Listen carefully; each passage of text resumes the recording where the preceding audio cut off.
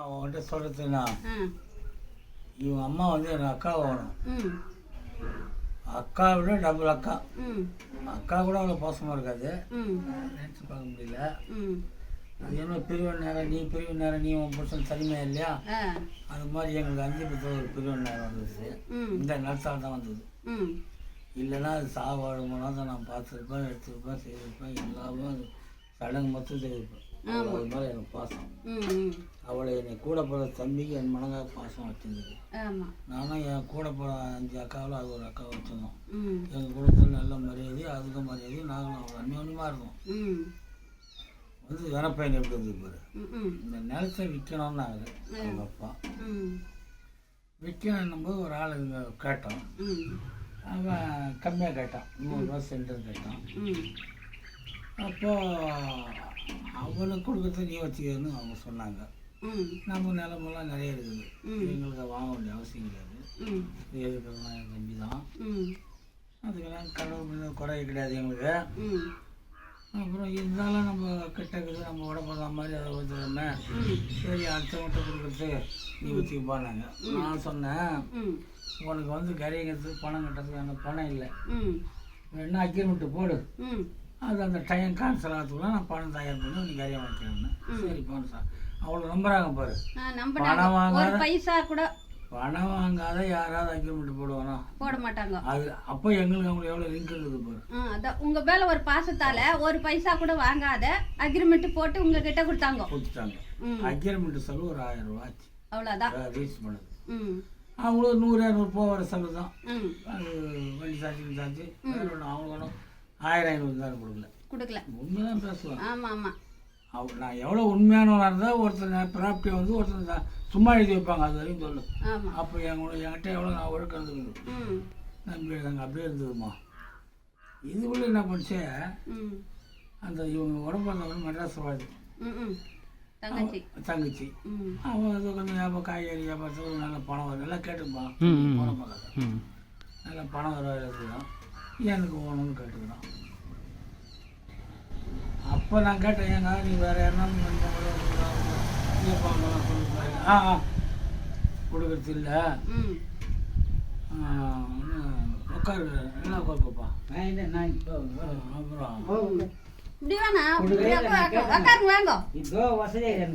இல்லை தள்ளியாவது உட்காரு, அதான் தள்ளியாவது உட்காரு. அப்புறம் சொன்னாங்க, அது என்ன பண்ண விட்டாங்க. அப்புறம் இவங்களோட நட்பாக இருந்தா பொழுது எழுதி கொடுக்குறாங்கன்னு கேட்டாங்க. நான் இவங்களை ஏமாத்துறோம், எனக்கு அக்ரிமெண்ட் ஆகிடுச்சு, உனக்கு பணம் தான் கொடுக்கணும். ஆமாம், நேரத்தை நான் திருப்பி கொடுக்குற மாதிரி இல்லை. இல்லை பணம் உணவும் பேச வாங்கிக்கணும் சொல்லுவாங்க.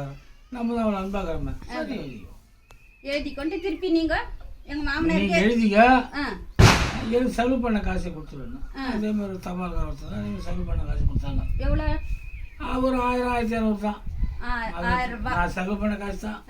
1000 ரூபாய் தான் வாங்குங்க. 1000 ரூபாய் ஒரே ஒரு 1000 வாங்கல. ஆனா நான் வாங்கல. அந்த செலவு பண்ண காசு ரிஜிஸ்டர் செலவு ஒரு 1000 ரூபாய் உனக்கு கொடுத்தாங்க. அவ்வளவுதான். அதான் பேச்சு. அப்பவே கொடுத்தாங்க. எனக்கு கஷ்டமாயி போச்சு அவங்க மேல. என்னடா நமக்கு வந்து சொந்தக்காரனுக்கு மரிமணம் பொண்ணு கூட இருக்கணும், நீ தான் எனக்கு முக்கியம் சொல்லி கொடுத்தாங்க.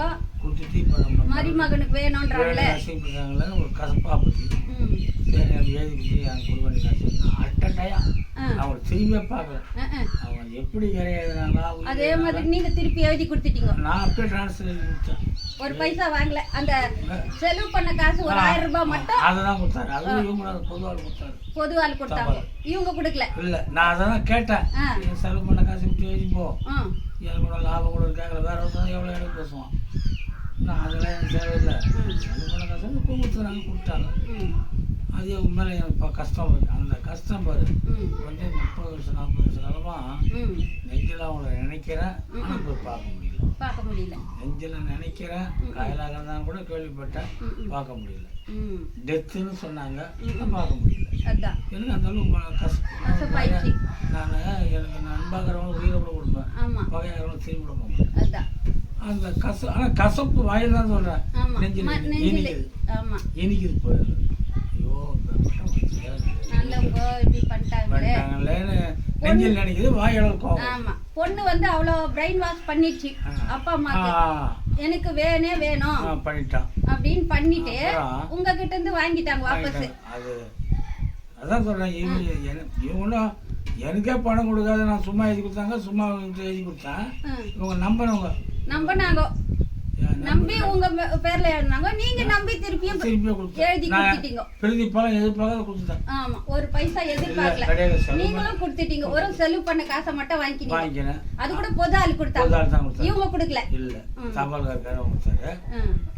அப்புறம் பொதுவாக செய்தாரு.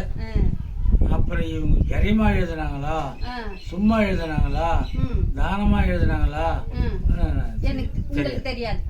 அட்டையும் நான் வந்து கேன்சல் பண்ணின்னு என் செலவு துட்டு கொடுத்தா அப்பயே வந்துட்டேன். கோபத்துல தெரியும். இல்லைன்னா நான் கிட்ட இருந்து ரிஜிஸ்டர் பண்ணி நானே எல்லா ஐடியாவும் தெரியும். நம்ம ரெவன்யூ மேட்டர்லாம் தெரியும். செய்த பகையா போச்சு. அந்த பகை அந்த பொண்ணால இவங்க 2 பேரும் மேலே எனக்கு உடம்புறதா மாமனோட அதிக பாசம். அவ்வளோ அந்நியமாக இருந்தோம் நாங்கள். இந்த பொண்ணு நுழைஞ்சா பகையாகி அவங்க சாவுவா வாழ்வா நல்லதா கெட்டதா போகல.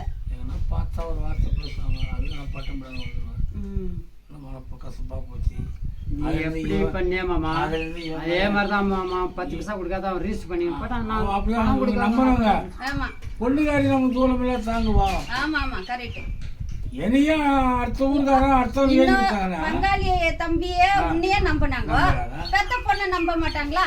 1 ரூபாய் கொடுக்கல, எழுதின்னு போயிட்டான். அப்படிதான் சொன்னாங்க இவங்க. நான் இருந்து பாக்கல, நீ பாக்கல. நான் தான் அது வந்து கொடுத்த மாதிரி தான் மாமா அதே மாதிரி பண்ணிட்டேன். ஆனா அவங்க நம்புறவங்க, என்ன நம்பணும், பெத்த பொண்ணு நம்ப மாட்டாங்க. அவங்க நம்ம நம்பி இருப்போம் கண்டிப்பா. அது ஐயோ ஆண்டவர் தான் தெரியும். என் கண்ணு முன்ன அவன் பணம் கொடுக்கவும் இல்லை, இவன் வாங்கவும் இல்லை, அதை பற்றி பேசவும் இல்லை. அது நமக்கு தெரியாது. இவங்க கசப்பா என் விவகாரம் ரிலீஸ் பண்ணி ஓடிட்டோமா. அந்த கட்டா ரிலீஸ் மாமா அது பால்வேஷன் இவர் போட்டு நீ பால்வேஷன் போட்ட பாரு நிலத்துக்கு விழான்ட்டு அது மாதிரி அவர் போட்டு நான் பணம் கொடுக்காத இதை வாழ் விடுறான். அன்னைக்கு கேக்குறவங்களுக்கு இவன் வாங்குறோட வந்துருக்க மாட்டான், பேசுறோம் அன்னைக்கும் தெரியுது.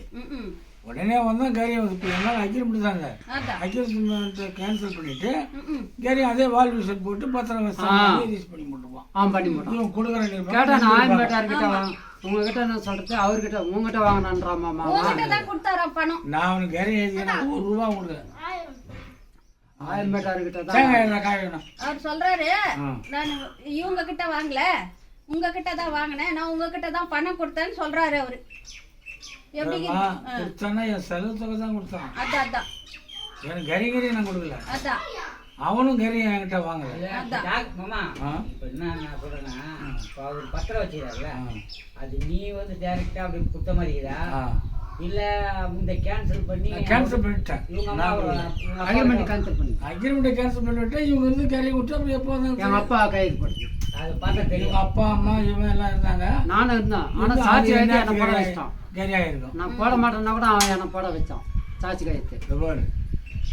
அவனுக்கு பூசெல்லாம் போடுறான் அந்த பையன் பார்த்தான். அவன் உண்மையா இவ்வளவு பணம் கொடுத்த கோயில் சத்தியம் பண்ண சொல்றாங்க. அதான் நான் கேட்டேன், என் தலைமையில போய் சத்தியம் பண்றாங்க.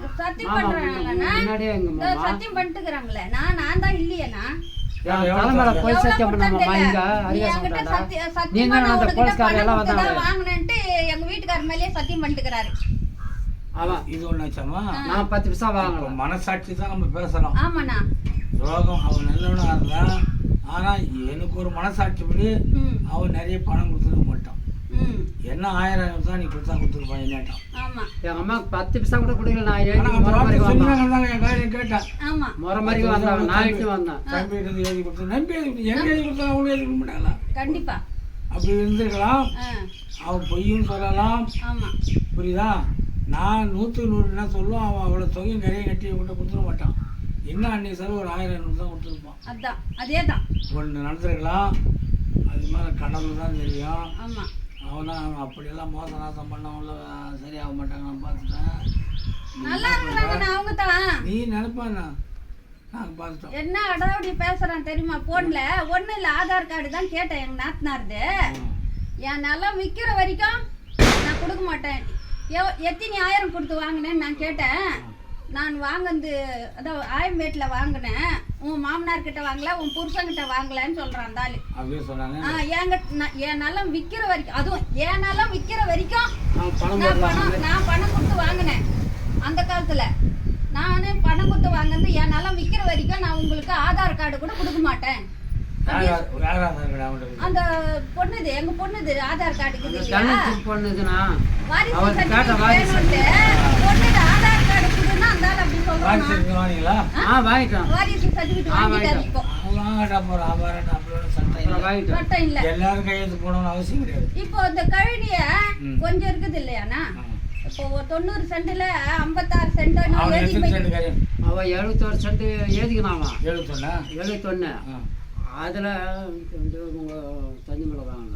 அதில் வந்து எங்களுக்கு 5 சென்ட் வேறு வருது. மொத்தம் 90 சென்ட் இருக்குது அப்பா மேலே இருக்குது.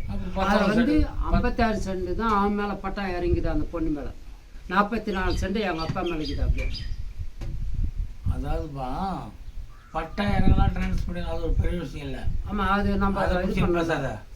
அவனுக்கு நிறைய கொடுத்தது போய் இருக்கிறது ஒழுங்கு 5 சென்ட்ன்றான்.